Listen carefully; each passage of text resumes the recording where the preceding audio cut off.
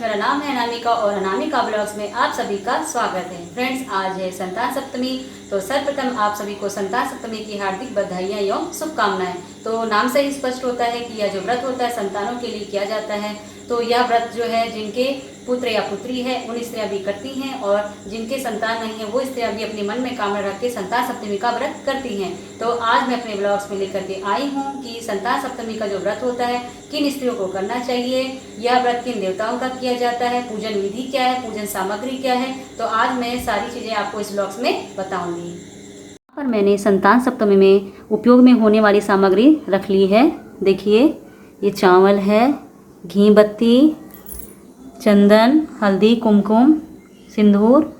ये लाल फूल मैंने माता जी के लिए रखे हैं, गौरी जी के लिए। पीले फूल शिव जी और गणेश जी के लिए रखे हैं, ये गौरी गणेश हैं। सिक्का, ये मैंने चूड़ियाँ रख रखी हैं जो संतान सप्तमी में उपयोग की जाती है। ये धागा, दही, दूध, घंटी, अगरबत्ती, बेलपत्र मैंने शिव जी के लिए लिया है, और धूप जो है मैंने गणेश जी के लिए लिया हुआ है।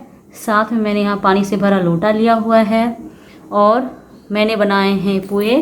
तो 7 पुए मैंने माता जी के लिए बनाए हैं, और जो है 7 पुए मैंने अपने लिए बनाए हैं। केला लिया है मैंने प्रसाद में, और कहानी की पुस्तक लिया है मैंने, और नारियल लिया है।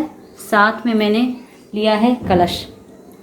ये देखिए, कलश तैयार किया हुआ है अभी मैंने, और साथ में मैंने भगवान जी के लिए आसन तैयार किया हुआ है, और केले का मंडप बनाया हुआ है, चौकी लगाई है। तो आज मैंने ये थाली जो है संतान सप्तमी में उपयोग की जाने वाले सामानों की बनाई है। बात करते हैं संतान सप्तमी में किए जाने वाले पूजा विधि की। तो संतान सप्तमी में सबसे पहले हमें अपने दाहिने साइड में कलश की स्थापना करनी चाहिए। कलश की स्थापना के लिए एक लोटा में पानी लेवें, उसमें 1 रुपये का सिक्का डालें, अक्षत डालें, और इलायची और 1 लौंग डालें, और साथ में पुष्प डालें। उसके बाद उसमें 5 आम के पत्ते लगाकर दीपक रखें, दीपक में घी डालें और बत्ती लगाएं। उसके बाद हमने यहाँ पे स्थापित किया है गणेश जी और गौरा जी। तो मैंने गणेश जी बनाए हैं गोबर के, और गौरा माता बनाए मैंने सुपारी के। उसके पश्चात आप स्थापित करें शिव जी, माता पार्वती और गौरा जी को। तो मेरे पास में माता पार्वती, गौरा जी और गणेश जी की प्रतिमा इस पुस्तक में थी, तो मैंने इस पुस्तक का उपयोग पूजा के लिए किया है। उसके बाद माता पार्वती के भोग के लिए आप बनाए पुआ। तो पुआ माता पार्वती को 7 लगेगा, और अपने लिए 7 बनाए जाएंगे। तो चलिए स्टार्ट करते हैं पूजन विधि की।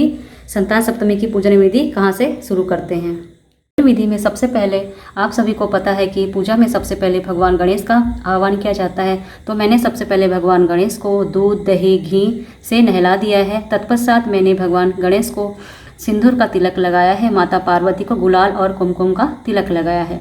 उसके पश्चात मैंने भगवान गणेश को धूप घास चढ़ाए हैं और पीला फूल चढ़ाया है।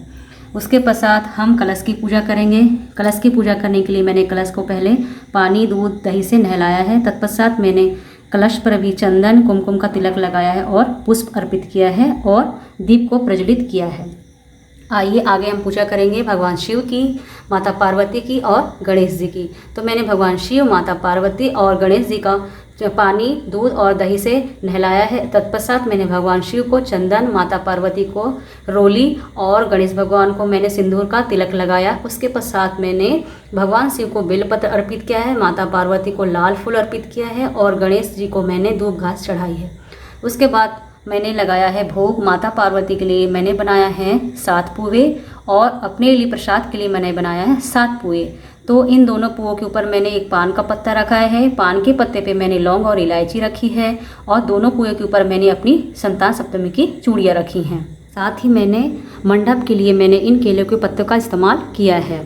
पूजा अर्चना के बाद आप भगवान शंकर पार्वती जी की जो संतान सप्तमी की कथा होती है उस कथा को सुने, और उसके पश्चात हवन करके आरती करें। यहाँ पे पुए के ऊपर जो चूड़ियाँ रखी है उसे मैंने पहले दूध से धो लिया था, और साथ में हल्दी और कुमकुम का तिलक कर लिया था। बात रही संतान सप्तमी में उपयोग की जाने वाली चूड़ियों की। सप्तमी में जो चूड़ियाँ होती है, यदि जो स्त्री पहली बार संतान सप्तमी का व्रत करती है उन्हें चूड़ी जो है अपने दाहिने हाथ में पहननी चाहिए। यदि आपके पास में नंबर आप चूड़ियों की संख्या ज़्यादा है तो आपको संतान सप्तमी जो चूड़ी होती है वो दोनों हाथों में आप पहन सकते हैं। और जिन स्त्रियों के पास में संतान सप्तमी की चूड़ी नहीं होती है वे धागों से भी इस पूजा को कर सकती हैं। करेगी संतान सप्तमी का जो व्रत होता है किन किन स्त्रियों को करना चाहिए। तो संतान सप्तमी का जो व्रत होता है, जिसके पास में संतान रूप में पुत्र होता है या पुत्री होती है, उन स्त्रियों को संतान सप्तमी का व्रत करना चाहिए। साथ में जिन स्त्रियों की संतान नहीं होती, उन्हें अपने मन में कामना करते हुए इस व्रत को करना चाहिए कि संतान सप्तमी में जब हम व्रत रखते हैं तो किन चीज़ों को खाना चाहिए। तो संतान सप्तमी का जो व्रत होता है, उसके लिए जब आप सुबह में नहा धो करके पूजा अर्चना कर लेंगे, उसके बाद आपको चाय पीनी चाहिए। चाय पीने के साथ साथ आप किसी भी प्रकार के फल का सेवन कर सकते हैं और रात्रि के समय जो आपने अपने लिए जो पुए बनाए हैं उनका सेवन आप कर सकते हैं। बात करेंगे माता गौरा के लिए जो हमने पुए रखे हैं उसका उपयोग के लिए। तो माता गौरा के लिए जो हमने पुआ रख रहा है उसे आप किसी कन्या को दे दें, या कन्या ना हो तो आप इसे पंडित को भी दे सकती हैं। आज मैंने संतान सप्तमी की पूजा संपन्न की और इस पूजा में भाग लिया था, शामिल हुई थी। हमारे नेबर्स जो हमारे क्वार्टर के ऊपर वाले ब्लॉक में रहती हैं, तो उन्होंने भी आज इस व्रत को किया है और फाइनली हम दोनों को इस पूजा में बहुत मज़ा आया।